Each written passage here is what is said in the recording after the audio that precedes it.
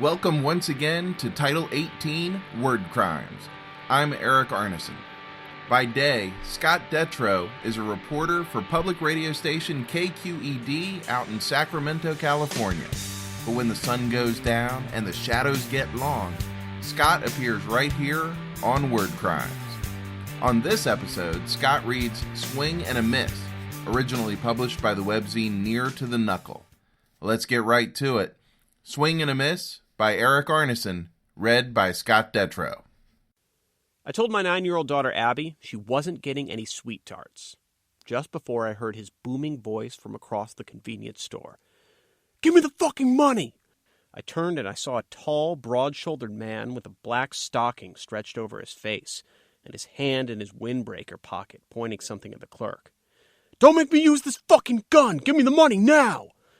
The clerk, pale and sweating, exhaled a grunt like an extra in a bad zombie movie. He showed no ability to move. "Hey, asshole!"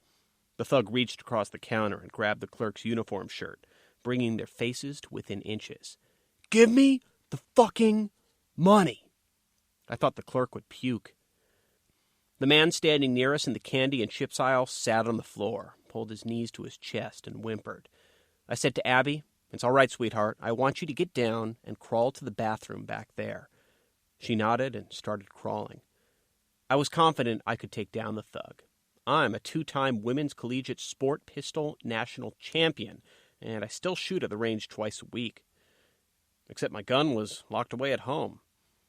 But of course he didn't have a real gun in his pocket anyway. Who does that anymore? "Damn it, I'm not joking!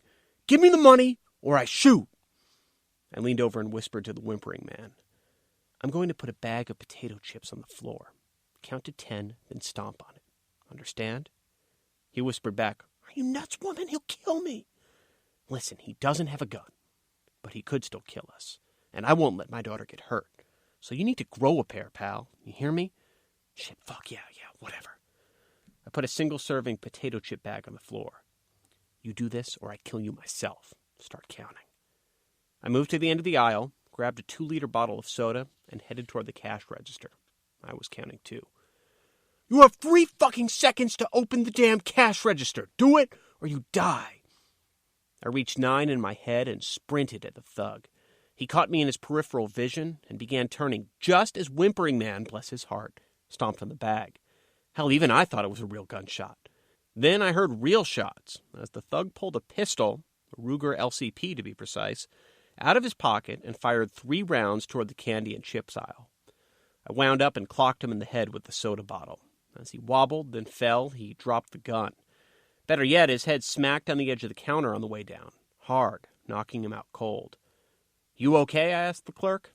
He nodded weakly, his eyes wide and unblinking. I picked up the Ruger.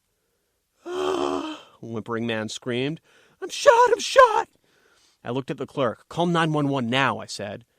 He stared at me. "Now!" He turned back and picked up the phone. I think he even blinked. When I reached whimpering man, he was writhing on the floor, his face and hands crimson. "I'm shot!" he screamed. "This is your fault!" I knelt beside him to examine the wound. I saw it immediately. "I don't want to die," whimpering man whimpered. "You'll be fine, I promise." I slid my index finger through the red on his cheek and popped it into my mouth. I smiled. Delicious! The thug's bullets had missed whimpering man, but they've decimated a pile of baked cherry pies, the greatest kind of pie. I called to my daughter. "Abby, can you please bring this nice man some paper towels from the bathroom?" That was Scott Detrow reading Swing and a Miss, originally published by Near to the Knuckle.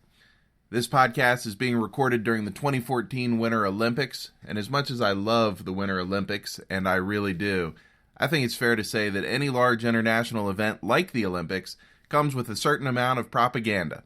And I'm going to use Swing and a Miss to spread a little propaganda of my own.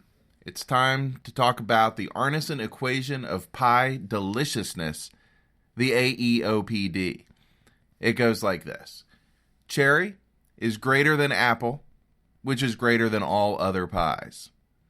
The AEOPD corollary, which focuses on convenience store pies, goes like this. Tasty cake is greater than Hostess, which is greater than Little Debbie, which is greater than all other pies. Given enough time and the proper amount of publicity, I believe the AEOPD will someday take its rightful place next to the Pythagorean theorem and that little thing that Einstein threw together about energy, mass, and the speed of light.